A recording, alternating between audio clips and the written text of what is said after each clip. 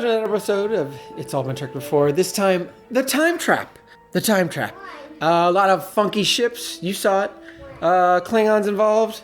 Speaking of time traps you can get caught up in, how about one of our newest things? Life's Gummy. From the minds of Nikki Tells You How to Live Your Lives, Nikki Smith. And It's All Been on Radio Hours. Jerome Wessel comes a new weekly photo comic called Life's Gummy. Every Saturday, read a new strip at IABDpresents.com. Follow the tribe of gummy bears on their adventures as they navigate the jungle of a living room, seek out wise elders at the top of the couch, and forage for food on a messy desk. All of this programming I'm going to mention can be found at IABDpresents.com.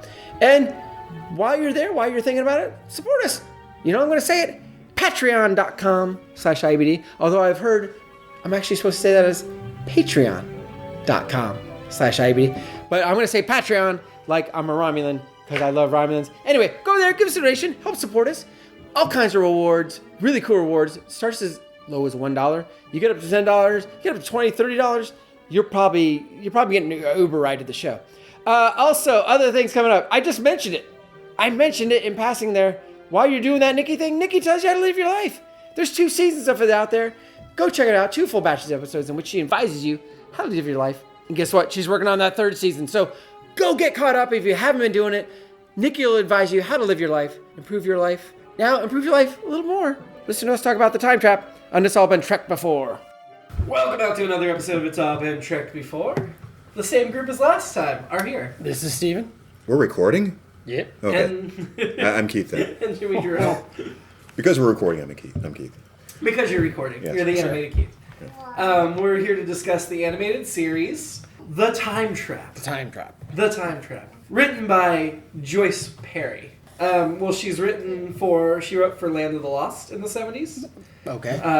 That sounds about, this episode is about that level. She only has 15 credits. She did an episode of Fantasy Island. She did 5 episodes of Romance Theater. Huh. There's episode of The Waltons. I like The Waltons. I've never heard of Romance Theater. No, I haven't either, but she did the first 5 episodes. 8 is enough. 2 episodes of Land of the Lost. This is the only Star Trek she wrote. Did a few episodes of something called Laramie in the 60s, early 60s. Okay. A writer, but not a very prolific one. Just a few credits. In this episode, the Enterprise and Kor's ship, Kor being the Klingon we remember from Errand of Mercy, who was at that point played by John Colicos, but in this case was voiced by Jimmy-Jerome. When you talk like this, it sounded like this. At least he was close to high. Jimmy-Jerome also voiced Bell, Clayton, Gabler, Kaz, and Zarius. Whereas Nichelle Nichols voiced Devna, Kali, Magan, and George Takei voiced Curry, as we all guessed. Yes. But Michelle Bear, credit only. Nothing for Michelle this time. So yeah, they get lost in this time trap. They're out of time, out of space, in an area with just blackness, no stars. Right. And it was called the Delta Triangle, which reminded me of the Delta Quadrant in Voyager. Yeah, and I think at the time the Bermuda Triangle was still a thing. I guess it probably still is, but this is definitely a Bermuda Triangle illusion. It was an actual triangle in space we saw in the scanner. Yeah. Don't really hear about the Bermuda Triangle anymore. I think maybe just We gave haven't up had on anything it. lost in a while in there, I guess. I think they just gave up on everything that's in there already. Well, I think now with all That is where Amelia Earhart is hanging out. with all the improved radar, sonar, and video cameras, nothing can disappear anymore. So. Except for that Malaysian plane. We never found that, did we? No. It landed on the island that the Dharma Initiative controls now. I was going to say the Lost And Island. thankfully, since that's where the Delta Triangle is, and that's why Kirk had that countdown that looked like the one from Lost. We had to enter the numbers every so often. Speaking Just of have that Kirk, memorized. he figured out the whole thing real fast. Oh, yeah. Like, immediately they get there, he's like, I think we're in a different time and dimension and blah, blah, blah. Oh, these are all ships that got lost too. I can tell just from looking. Like, it wasn't even, there was not even a delay. He immediately knew where they were. I mean, the being out of time and space, I'm not sure about, but the rest of it, like, oh, these are all the ships that are lost, that makes sense to me. Like, you went to an area of space, you know ships are lost there, you fall through there, I guess you so. probably looked at the ships that were lost there that before. makes sense. So he's like, oh yeah, I recognize that one from the file I read this morning. Unlike Kake in Universe Journey, he reads his files. And the Bonaventure, which was the first ship with warp drive, which I was going to ask about I that. Is read that real? something it was... Quote Is that unquote real. real? Quote unquote real. You know. You mean canon? Yes. I don't think it's referenced in a novel, but I think it also was It might have been Zephram Cochrane's ship. It wasn't Zephram Cochrane's It wasn't, ship. okay. Because we saw Zephram Cochrane's ship in First Contact. It looked very different. Okay. It only seated like 3 people. And that was the first warp-capable ship from Earth. Maybe Bonaventure was maybe a starship class or something. That's what I was looking at. It said it was brought into service after the NX designs, which the NX Enterprise was the Enterprise and Enterprise, and it had warp.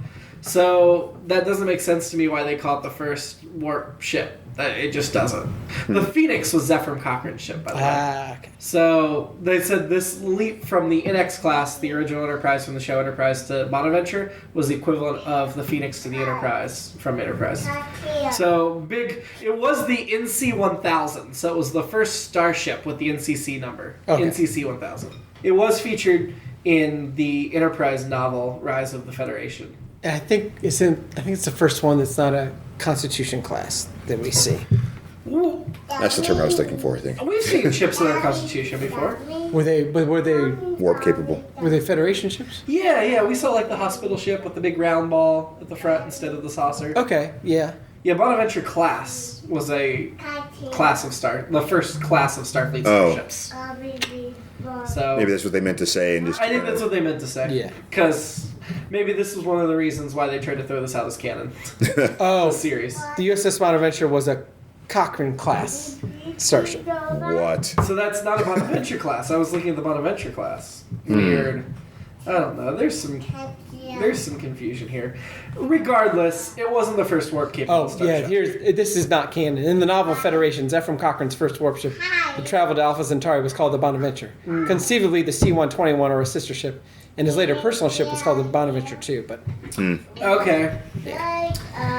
So it was the ship, the Bonaventure 2 is the one that crash landed where he met Merged Headford. Keith's favorite. So we didn't do first impressions We in this didn't. episode. Oh, We jumped right into the plot. It was... That was my fault, sorry. I don't want to say it was aggressively okay, but it was okay. I don't know what, I just, I took a lot of notes, or at least it feels like I did. Yeah. But it seemed, I it thought it didn't, took more it than didn't I feel did. like I was really absorbing what was happening. Mm-hmm.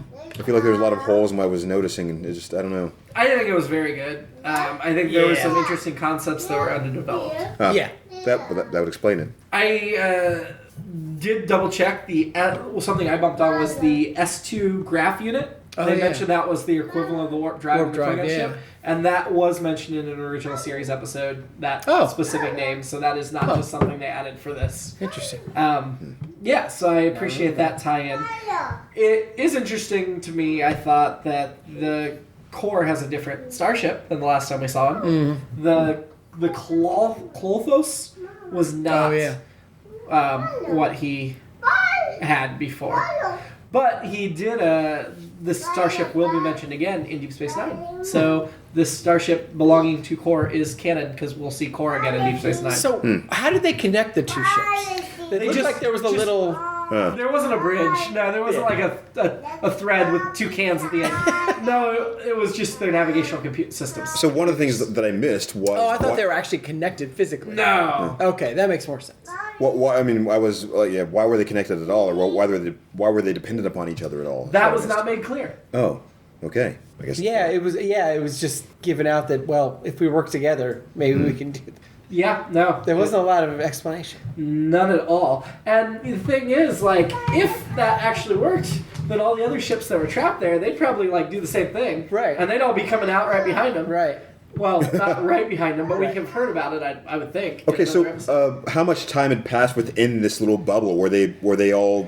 They got back the same time they left. I don't know. Well, I mean, they said They could have come back at a totally different time. these ships that were lost there. They They've said been they were there there a for while. centuries. So were the people dead, or were they just waiting trying to figure out how to get out? I mean, They weren't trying to figure out how to get out. They Yeah. accepted their fate.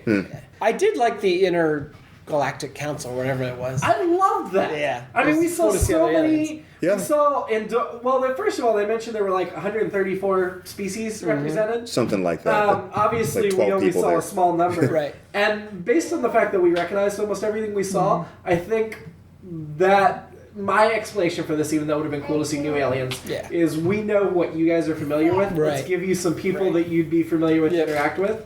But we saw Andorians, Vulcans, Gorns, Tellarites, Orions, humans, a cat thing that looked like maybe Marissa's people. We saw the plant guy from the earlier animated that's episode. right. Yeah. Oh. So, I mean, all 4 of the founding races of the Federation were there: human, Vulcan, Tellarite, and Andorian. Was there a Romulan there too, or just like 2 there was Vulcans? no Romulan. Yeah. That was the glaring... Okay. Well, maybe one of the Vulcans was a Romulan. Yeah, I didn't think about that. Yeah. Oh, that makes The one They were in different charge was outfits. definitely a Vulcan, but the other one could have been a Romulan, because there was a second one at the table. So- I did quick fashion note. Fashion. So I liked all their uniforms, and I liked that like the human woman was wearing an older style uniform. Yeah, I was just reading that. Didn't catch the that's human. part of the theory. Is it's an early Starfleet. Bonaventure or something. Yeah, I mean the insignia on her chest definitely looked like an early Starfleet. Yeah. I also really enjoyed the Orion woman's outfit, which I don't think any animated series outfit has come close to that. It was When even they- less the than the bikini? Orions in the original when they series. did the long shots, Okay. it got smaller. Okay, Yeah. so the woman who was Kirk Green. Devna. Well, I knew right away she was an Orion. 'Cause Yeah. They're the green skinned people. Okay. Voiced by Michelle Nichols, which Yes. made it extra sexy. Yeah. But yeah, I thought it was odd that they let her be more skinnily clad than the Orions we Yeah. have seen. Yeah. But they did not let her dance. So Yeah. like, that was the thing. Let. Like, no, they started came the back- scene where it's like, oh, what a great dance you just did that we can't show any of on Saturday morning. Whenever Kirk says, I enjoyed. Oh, they said that she danced. Yes. That was a very came good back, her dance. hand was in They the came air. back, yeah. And Okay. she had just finished. And Kirk's like, that was a very good dance. I did something- note it earlier. Well, I mean, for some reason, was it McCoy or Scott? Who was getting in the fight over the like? I just asked her to dance. McCoy asked the McCoy. Klingon woman to dance, Okay. even though he was species against Klingons this whole episode. So I don't know why he asked one to dance. That and there makes was no music. sense. There was no music that was playing that we could hear. Is one of the things that confused Well, the me. DJ was taking a bathroom break. McCoy had music in his heart for this Klingon woman. So McCoy was mostly awful again in this Yeah. episode, but then he had like this nice moment where he was concerned about Spock and was real McCoy. Yeah. Real McCoy. Oh, then, wow. That was an accident. I didn't mean to say that. But then, like, mostly he was speciest. And then the fact that he asked the Klingon to dance after being so speciest against the Klingon, he was just very uneven It was in this weird. episode. Yeah. Complain, move forward, conflict, things like that. Yeah, I mean, it should have been Chekhov. They got in trouble for asking the Klingon woman to dance, but they left Chekhov out of the series. I was going to say it was Chekhov. Yeah, Chekhov was. Second place should have been Scotty, in my opinion. But Or they could have we just already had talked a about random this before. officer voiced by James Doohan. It was like, I just asked her to dance. I did think he did better in this episode. It was better. Core wasn't Core terrible. was his lower register, and yeah. Wasn't terrible. And some of the other guys I didn't realize were him. I know, right? So I think it was nice they let Sulu voice the Klingon because that felt very natural. Yeah. It really worked. I give credit to James Doohan for this episode. I was going to say about the voices for the different races and so forth.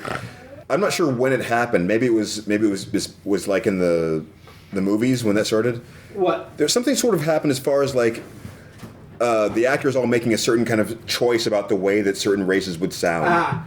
And That was more of the films, yeah. Yeah, The because Vulcans and the Klingons got yeah. very defined in the films. Yeah, and it's just like they were just so random as original series and now still, as far as just like they sound like just either random aliens or regular people or regular humans or what I'm saying. Well, but actually, I will say that the Klingons in the original series, there is some consistency between the 3 Klingon captains. Mm-hmm. They're all 3 very Shakespearean and overblown, okay. which they double down on in the movies almost. I mean, we get the Christopher Plummer's Klingon that quotes Shakespeare.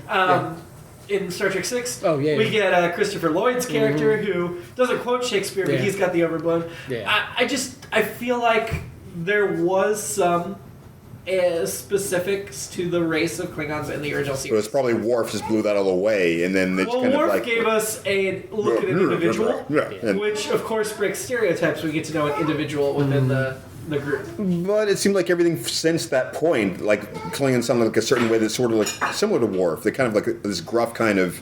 So we'll have to talk about this more when we get to Deep Space Nine, and they actually bring back 3 of the original series Klingon commanders. The same actors, same characters. Interesting. So that will give you the best way to judge, in my opinion, how the Klingons have evolved.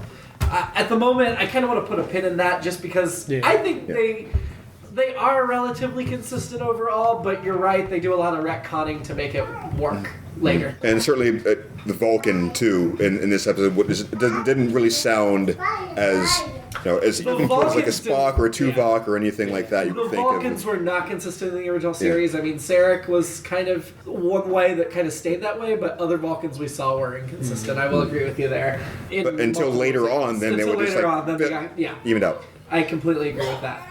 I think the Klingons were the best defined race in the original series. Other than humans, obviously. Yeah. So the core sounded sort of like Zorak in this. I don't know if you know who Zorak is. Yeah. Yes. But I didn't think he was that bad, Zorak. I liked at the very beginning the firework. The red, white, and blue? That was just one pattern repeated. It was terrible. Yeah. It was so terrible. Yeah, when I said I liked it, I meant I hated it. Yeah, I know. I the starships were disappearing because they're distracted by the fireworks. So terrible. And then we got the Vulcan Hello, where the Klingons just immediately fire. Oh, yeah. Oh. Called the Vulcan Hello from Star Trek Discovery, which we'll get to in 20 years. I liked the design of inside the Delta Triangle. I liked that there were no stars. I liked all the cool ships. Just completely unknown people instead of stars. Yeah. I liked... I actually have a lot of the starships downstairs, like the little miniatures. Oh, really? And they've released a bunch from the animated series. I think a lot of them come from this episode because we saw so many. Yeah. I do have a question. There are so many episodes with the dilithium crystals that are installed in the warp drive are broken or depleted or messed up. Why don't they carry a backup supply of dilithium crystals? Right. They're too rare to do that, I guess. Yeah, but if they keep having a problem, you'd think the flagship of the fleet could have a backup if nobody else did. Yeah. Or find some other energy source. They kept getting stolen, I guess. Well, next gen, the dilithium crystals replenish themselves. They're self-repairing. You mean like renewable energy? Yes. Come on, stupid. Why would anybody do that? So far-fetched. It's gonna take away so many jobs from people. If you have. Come on. It's so Trump's been irresponsible. impeached by now, right? Yeah. Clearly. Or at least by 20 years from now when we finish. Oh God. He's not so going to be president 20 years. He might. Let's just not even. I don't want to. Somehow his last act as president will be like, no term limits. Oh. I'm having here forever. Just like. The question I thought you were going to ask is, did you see what I think I just saw? Which is the question that Kirk asked in the episode. Uh-huh. Yeah. Isn't that what Urkel used to say? What, who? Did you see what I think I just saw? Isn't that what Urkel used to do on Family Man? I don't remember that bit. His was, did I do that? I know. It's just... Which was what Core said when they fell into it. Exactly. Core's helmsman said when they fell Did I into do the that? trap. What I noted about that was the timing of it was like, they had we were calling the Vulcan Hello, where they're just being fired on, and went to black. That is the Vulcan Hello. As we learned in Star Trek Discovery. Which I have not learned yet, but anyway. So everything goes to black, like they just came back from a commercial, and he said, "Did you see what I just saw?" I was hoping it was like a Simpsons Family Guy type gag of like incorporating the commercial break. Like, did you see all these prime products I just saw? Oh. Yeah, but anyway. I thought you meant like a cutscene, like Family Guy. Oh, yeah. Well, yeah. What about what do you guys think of the eject button box Spock had? Oh my God. I wrote down the emergency laundry chute. Yeah, I mean it wasn't an airlock because it didn't have the sealed thing. Right. It was just an open pop in. I wish Sam was here because is there something on a naval vessel that you just throw it in and it goes out to sea? Samantha Stark, tweet us. If you push the button, I guess. Yeah. I think that is the whole safety measure there involved. So it's like it's open to the cabin until you press the button eject. They didn't have that next gen though, because the kids would have been like, "Here, watch this." They stick a hamster in it and then just. I just wish Spock's armor got stuck in it, like going along with the Urkel thing, and like. I can't get my... But he just dropped it, and he dropped it, but his arm was stuck, and he's worried about getting blown off. What do you guys think of Spock being super friendly and touching all their shoulders? I put down... What was it? I keep expecting Spock to nerve pinch the Klingons any second. Like he was doing, setting up for that, but... And we all thought it was weird, and then, fortunately, McCoy and Kirk did, too. Like, what's the deal? I was impressed that they did it for a reason. Yeah. They actually explained it. I thought he was putting something on there, like a listening device or something, so they know what they were up to. But I guess that's essentially the same thing. He just listened to their thoughts. Yeah. I still think Spock wouldn't have done that. It was weird. I think he would have handled it differently. Yeah. Not saying he would have touched them, but he would have done it differently. Yeah. Did you guys catch the scene where Spock, Kirk, and Scotty were on the bridge and it was just Spock, Kirk, and Scotty on No, the bridge? didn't catch it. There was like an overhead shot. It was the three of them, and all the other chairs were empty along the outside of the bridge when they were talking about what to do. I was like, when does that happen? Like, everybody on the bridge leave? Give us a minute. The animation is so bizarre, and I mean, and this was all the. That's why the firework pattern kept repeating this time on the animation. Yeah. Oh, absolutely. It doesn't seem like it should. It's almost like an effort thing because it doesn't seem like it should take that much difference. I mean, to just have different cells ready for like different people on the bridge. That's what I keep Overhead wondering. Is like, I know shots I don't and, know like, animation, but it seems like Well, when you're trying to round these out like a new episode every day or whatever, like, these were That's like true. sweatshops. That's true. They're probably just like whatever. Let's throw one of these in quick here. as they could. You Yeah, mean they were 11-year-old kids and they were being beaten? I don't know about that. They could be, but I don't know about that. Just know they were grinding it out at a really fast pace, and they weren't taking the time to do what we would have wished they would have done. Yeah. Which leads to one of my notes, which leads back to one of the things we talked about last episode when we were talking about Shatner and some of the people you were saying phoning it in, and just like we're doing 8 episodes in a day or whatever. Yeah, I don't know how many they did in a day, but I guarantee it was more than one. So there's I'd never heard it, or at least I didn't remember it until now. So there's the line in this where Spock's like talking about sabotage. Kirk's like, yes, sabotage, blah, blah, blah. And I'm like, yes! So there's a clip of behind the scenes, and they used to play it on the Stern Show all the time. I haven't heard it in a long time, but whenever anyone says sabotage, I immediately say sabotage, just because it's from the animated series. It is. It's Shatner. Wow, that's a deep cut. And it's Shatner, and the director's like, yeah, you said sabotage. You should say sabotage. He's like, what? And you can tell it's the end of a long, long day. It was. They're actually playing behind the scenes. It's a real thing. Oh my god! And nice. Shatner's like, I don't say sabotage. I say sabotage. So he refused to say sabotage. Yeah. So they used to play it on whether Shatner was on the show or not. Every once in a while, they would just play that clip, and it's great. That should have been in the After Dark screensaver. Yeah. Oh, it's. So I had always just heard the clip behind the scenes. I've never seen that. So that was I was like, that's it, sabotage. I think Nichols did a pretty good job in this one for the most part. Michelle? Yeah. I think she's doing a good job overall. Yeah. I wish they let her do more than Majel, honestly. For Uhura, I noticed that she so that it would take 3 weeks to send a message to someone across the galaxy. I thought that was interesting. Yeah. So they couldn't just My problem with that, well, I know sometimes the messages take a while to travel if they're far out, and this is supposed to be far out exploratory, which doesn't make sense, I guess, why they keep writing to Klingons, and the same Klingon. But my only problem with that line was why she complaining. That's got to be standard issue. Right. Like a standard order that he would give is, we're running into this hostile race, let's go ahead and send it, just in case. Yeah. I think it was for our benefit, but they played it in a weird. They even put like the frowny face on her, like I'm irritated. Why you even say this? But it's like okay.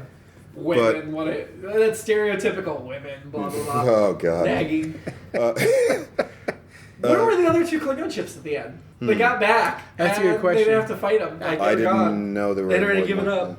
Why don't yellow alerts have some other kind of sound?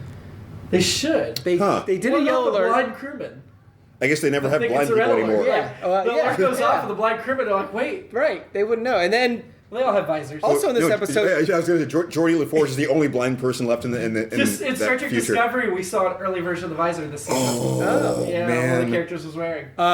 Kirk also says sound the red alert in this episode, and then there's no sound. There's no red alert sound.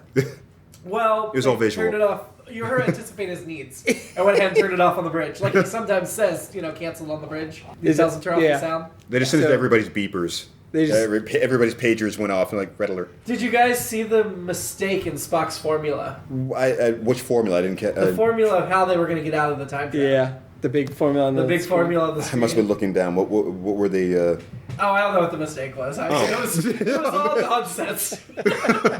Well, I mean, was it? Were there numbers? Were there like, symbols? Yes, there were numbers, symbols, all kinds of stuff. He had an inner punct where he wanted an asterisk. Now, I do think almost all the Klingons in this episode look the same. Yeah. Well, yeah, they all look the same to you. Sigh. I almost tried to throw that in. I promised. Oh, I thought that was a segue to that. No, I promised I'd let you make that joke on the podcast. Kirk says to Spock, and it's a weird moment where Kirk's even weirder than Spock is, where he's like, "You're gonna work on this for 24 hours nonstop until you figure out what it is." It's like, what? Why is he so hostile to him about it? Not everyone can figure out in 2 seconds that you're in some other dimension where there's ships that have been lost here. Like the Sargasso Sea. Yeah, I thought that was really hostile and weird.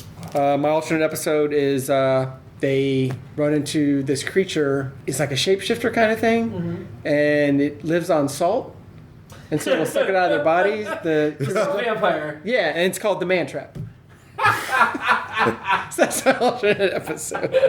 Your alternate episode is just the Man Trap? Yeah. My alternate episode is that engineer that looked like Obama. It was Obama. Yeah. Oh, yeah. man. And he goes, Right. and they get back, and he goes down to the connecting bay, port, whatever, and the Wave Riders there from DC's Legends of Tomorrow, because they ran into Obama in DC's Legends of Tomorrow, and he was in college, because this looked like college era. Yeah. And he's like, thanks guys, I needed some trip or whatever before you sent me back to my normal life. So it's all a crossover with CW's Arrowverse and Barry Obama in college. So it's like, okay, Obama, what's going on with the warp drive? Well, the warp drive, the crystals really are and that's why he damaged. talks like that. Yeah. Because he time traveled into Star Trek in his college years. There you have it. It all connects. It all connects. I had a couple of the science-related type things. They did the 360-degree view and panned around to show like the Klingon ships all the same plane, of course. Oh, yeah. On the ship. Sure. And they mentioned a star century from the council. Which I love. star? Yeah. Well, so there were no stars in that part Oh, of space. that's right. So it's a meaningless term. It means 100 years of... We took all 134 species and we averaged Averaged the 8 of a year. So it's a star century. I love that the whoever the Klingon woman was when she was sabotaging them or sabotaging them.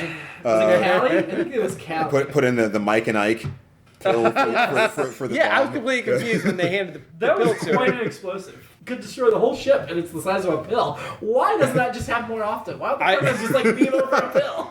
Oh my I wish- God! Wow, that's Yeah. I wish she'd just swallowed it and then they'd been like, no, it's...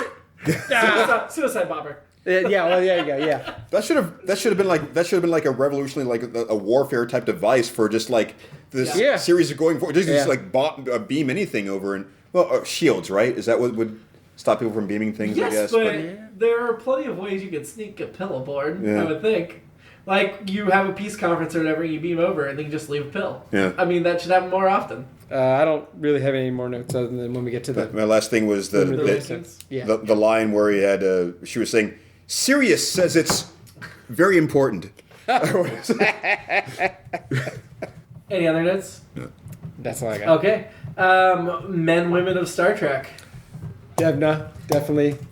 I went down. I already. All I could think of was Zoe Saldana. I already looked up. Guardians. Yeah. I already looked up Yeah. her name just a Yeah. minute ago because I wanted to pick Devna, And I'm pretty Was it sure Devna? at the end of... the Orion woman. I think... I'm pretty sure Vina was my woman of the original Star Trek, so...